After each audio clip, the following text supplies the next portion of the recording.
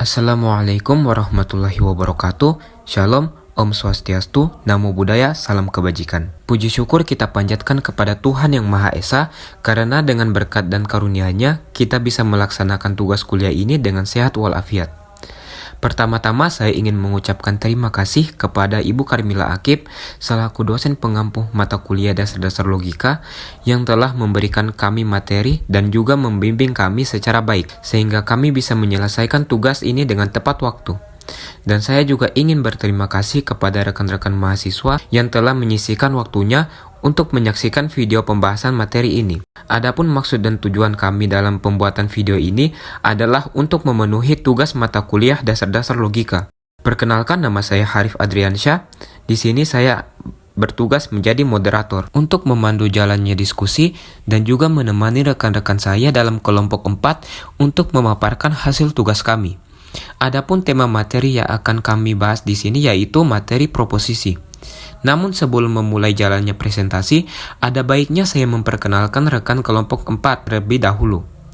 Kelompok ini terdiri dari saya sendiri yaitu Harif Adriansyah Muhammad, Irmawati MG Basa, Nurul Ramadhani S. Rusik, Najma Arbare, Tiara, Anggun Marcelina, Faik Torik Albani, Aisyah, Nur Anggun, Feikesia Cecilia, Ovel Goe, Claudia Dwi Kristi Pantilo, dan yang terakhir Ahmad Rifai Noho. Mungkin itu saja pengantar dari saya. Saya ingin mengingatkan kembali kepada anggota kelompok 4 yang akan memaparkan materinya. Tolong sebutkan nama Anda dan NPM terlebih dahulu.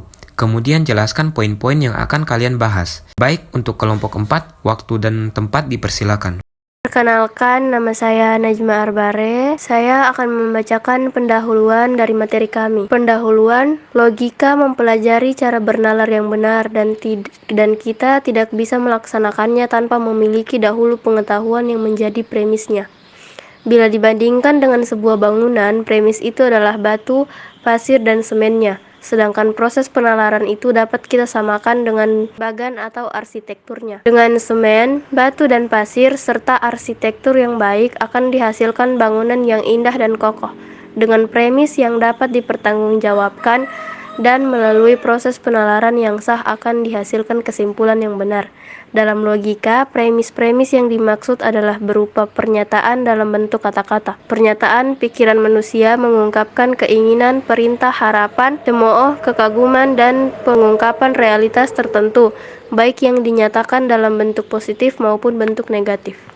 Halo, nama saya Nurul Ramadhani S. Rusik dengan NPM 2363201067. Pengertian proposisi. Proposisi adalah pernyataan dalam bentuk kalimat yang dapat dinilai benar dan salahnya. Hasan adalah manusia penyabar. Besi bila dipanaskan memuai. Agus Salim adalah diplomat. Semua gadget tidak punah di tahun 1984. Shakespeare bukanlah pemimpin militer. Besi tidak lebih ringan daripada air tawar.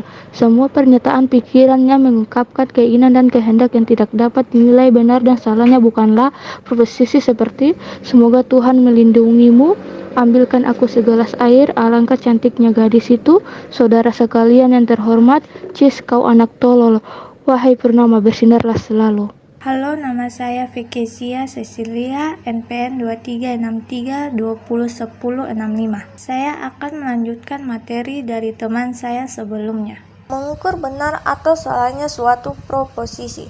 Dalam logika ada dua macam proposisi menurut sumbernya, yaitu proposisi analitik dan proposisi sintetik. Proposisi analitik adalah proposisi yang predikatnya mempunyai pengertian yang sudah terkandung pada subjeknya, seperti mangga adalah buah-buahan, kuda adalah hewan, ayah adalah seorang laki-laki. Kata hewan pada contoh kuda adalah hewan, pengertiannya sudah terkandung pada subjek kuda. Jadi, predikat pada proposisi analitik tidak menentangkan pengetahuan baru. Untuk menilai benar atau tidaknya proposisi tersebut, dapat kita lihat ada tidaknya pertentangan dalam diri pernyataan itu. Proposisi analitik disebut juga proposisi a priori. Nama saya Irmawati MG Basa, NPM 23632010. Saya akan melanjutkan materi dari teman saya. Proposisi sintetik. Proposisi sintetik adalah proposisi yang predikatnya mempunyai pengertian yang bukan menjadi keharusan bagi subjeknya, seperti pepaya ini manis, gadis itu gendut, Onassis adalah kaya raya. Kata manis pada proposisi gadis ini manis pengertiannya belum terkandung pada subjeknya, yaitu gadis. Jadi, kata manis merupakan pengetahuan baru yang didapat melalui pengalaman. Proposisi sintetik adalah lukisan dari kenyataan empirik, maka untuk menguji benar salahnya diukur berdasarkan sesuai tidaknya dengan kenyataan empiriknya. Proposisi ini disebut juga proposisi a posteriori. Halo, nama saya Claudia Dwi Krisipantilu dengan NPM 2363201010. Saya akan melanjutkan materi dari teman saya sebelumnya. Proposisi menurut bentuknya ada 3 macam, yaitu proposisi kategorik, proposisi hipotetik, dan proposisi disjunktif. Proposisi kategorik. Proposisi kategorik adalah proposisi yang mengandung pernyataan tanpa adanya syarat seperti Hasan sedang sakit, anak-anak yang tinggal di asrama adalah mahasiswa, orang rajin akan mendapatkan sesuatu yang lebih dari yang mereka harapkan. Proposisi kategorik yang paling sederhana terdiri dari 1 term subjek, 1 term predikat, 1 kopula, dan 1 kuantifier. Subjek adalah term yang menjadi pokok pembicaraan, predikat adalah term yang menerangkan subjek. Kopula adalah kata yang menyatakan hubungan antara term subjek dan term predikat. Kuantifier adalah kata yang menunjukkan banyaknya satuan yang diikat oleh term subjek. Nama saya Tiara, NNP 2363201041. Saya akan melanjutkan materi dari teman saya. Contoh sebuah proposisi kategorik, yaitu sebagian 1, manusia 2 adalah 3, pemabuk 4. 1. Kuantifier, 2. Term subjek, 3. Kopula, 4. Term predikat.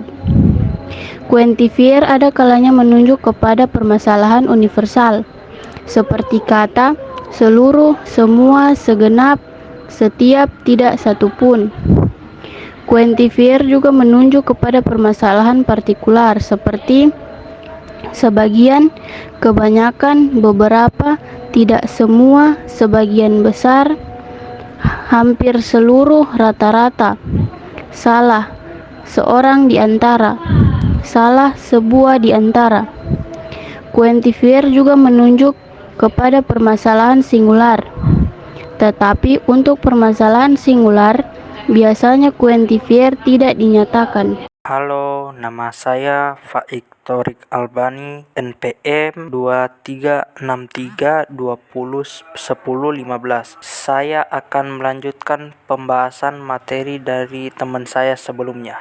Apabila kuantifier suatu proposisi menunjuk kepada permasalahan universal, maka proposisi itu disebut proposisi universal. Apabila menunjuk kepada permasalahan partikular, disebut proposisi partikular. Dan apabila menunjuk kepada permasalahan singular, disebut proposisi singular. Jika suatu proposisi tidak dinyatakan kuantifiernya, tidak berarti subjek dari proposisi tersebut tidak mengandung pengertian banyaknya satuan yang diikatnya. Untuk mengetahui kuantitas dari proposisi yang tidak dinyatakan kuantifiernya dapat diketahui lewat hubungan pengertian antara subjek dan predikatnya. Contoh proposisi yang kuantifiernya dinyatakan: proposisi universal, semua tanaman membutuhkan air. Proposisi partikular, sebagian manusia dapat menerima pendidikan tinggi. Proposisi singular, seorang yang bernama Hasan adalah seorang guru. Proposisi tersebut dapat dinyatakan tanpa disebut kuantifiernya, tanpa mengubah kuantitas proposisinya. Perkenalkan, nama saya Nur Anggun dengan NPM 2363201034. Saya akan melanjutkan pembahasan materi dari teman saya sebelumnya. Proposisi universal, tanaman membutuhkan air. Proposisi partikular, manusia dapat menerima pendidikan tinggi. Proposisi singular, Hasan adalah guru. Dalam proposisi tanaman membutuhkan air, meskipun kuantifiernya tidak dinyatakan, yang dimaksud adalah semua tanaman, karena tidak satu tanaman pun tidak membutuhkan air. Pada proposisi manusia dapat menerima pendidikan tinggi, yang dimaksud adalah sebagian manusia, karena tidak semua manusia dapat menerima pendidikan tinggi. Sedangkan pada proposisi Hasan adalah guru, yang dimaksud tentulah seorang, bukan beberapa orang. Copula adalah kata yang menegaskan hubungan terem subjek dan terem predikat, baik hubungan mengiyakan maupun hubungan mengingkari. Bila ia berupa adalah berarti mengiyakan, dan bila berupa tidak, bukan, atau tak, berarti mengingkari. Perkenalkan, nama saya Anggun Marcelina, NPM 23632010. Baik, saya akan melanjutkan pembahasan materi dari teman saya sebelumnya. Copula menentukan kualitas proposisinya. Bila ia mengiyakan, proposisinya disebut proposisi positif, dan bila mengingkari disebut proposisi negatif. Proposisi positif, Hasan adalah guru. Proposisi negatif, Budi bukan seniman. Copula dalam proposisi positif kadang-kadang dinyatakan dan kadang-kadang tidak tersembunyi. Kita sering mendengar ungkapan Napoleon adalah seorang panglima yang ulung. Copula dinyatakan. Tetapi sering juga mendengar hanya Napoleon panglima yang ulung. Copula tersembunyi. Copula pada proposisi negatif tidak mungkin disembunyikan, karena bila demikian berarti mengiyakan hubungan antara term subjek dan predikatnya. Copula dalam proposisi merupakan keharusan, meskipun bisa dinyatakan dan bisa pula tidak. Dengan quantifier dapat kita ketahui kuantitas proposisi tertentu, apakah universal, partikular, ataukah singular, dan dengan apakah positif ataukah negatif. Perkenalkan, nama saya Aisyah, NPM 2363201003. Saya akan melanjutkan pembahasan materi dari teman saya sebelumnya. Dari kombinasi antara kuantitas dan kualitas proposisi, maka kita kenal 6 macam proposisi, yaitu universal positif, seperti semua manusia akan mati; partikular positif, seperti sebagian manusia adalah guru; singular positif, seperti Rudi adalah pemain bulu tangkis; universal negatif, seperti semua kucing bukan burung; partikular negatif, seperti beberapa mahasiswa tidak lulus; singular negatif, seperti Fatima bukan gadis pemalu. Proposisi universal positif, kopulanya mengakui hubungan subjek dan predikat secara keseluruhan. Dalam logika dilambangkan dengan huruf A. Proposisi partikular positif, kopula mengakui hubungan subjek dan predikat sebagian saja, dilambangkan dengan huruf I. Proposisi singular positif, karena kopulanya mengakui hubungan subjek dan predikat secara keseluruhan, maka juga dilambangkan dengan huruf A. Huruf A dan I masing-masing diambil dari dua huruf hidup. Pertama kata Latin affirmo yang berarti mengakui. Halo, nama saya Ovel Goeh dengan NPM 2363201036. Saya akan melanjutkan pembahasan materi dari teman saya sebelumnya. Proposisi universal negatif, kopulanya mengingkari hubungan subjek dan predikatnya secara keseluruhan. Dalam logika dilambangkan dengan huruf E. Proposisi partikular negatif, kopulanya mengingkari hubungan subjek dan predikat sebagian saja, dilambangkan dengan huruf O. Proposisi singular negatif, karena kopulanya mengingkari hubungan subjek dan predikatnya secara keseluruhan, juga dilambangkan dengan huruf E. Huruf E dan O diambil dari huruf hidup dalam kata nego, bahasa Latin yang berarti menolak atau mengingkari. Assalamualaikum warahmatullahi wabarakatuh. Perkenalkan, nama saya Ahmad Rifainoho, NPM saya 2363201002. Saya akan melanjutkan materi dari teman saya sebelumnya. Beberapa proposisi dari semua permasalahan.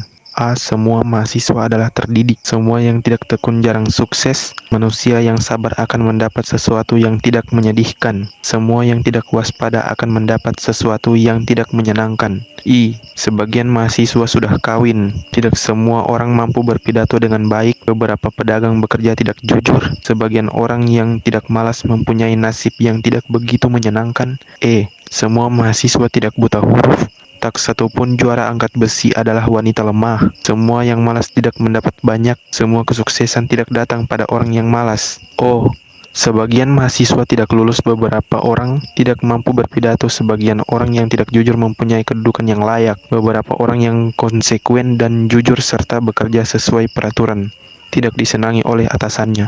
Terima kasih. Baik, terima kasih. Semoga dengan adanya video ini dapat memberikan ilmu yang bermanfaat bagi kita semua. Saya mohon maaf sebesar-besarnya apabila pembuatan video ini terdapat kekurangan baik perkataan yang kurang berkenan. Saya Harif Adriansyah Muhammad dan anggota kelompok 4 pamit undur diri. Assalamualaikum warahmatullahi wabarakatuh.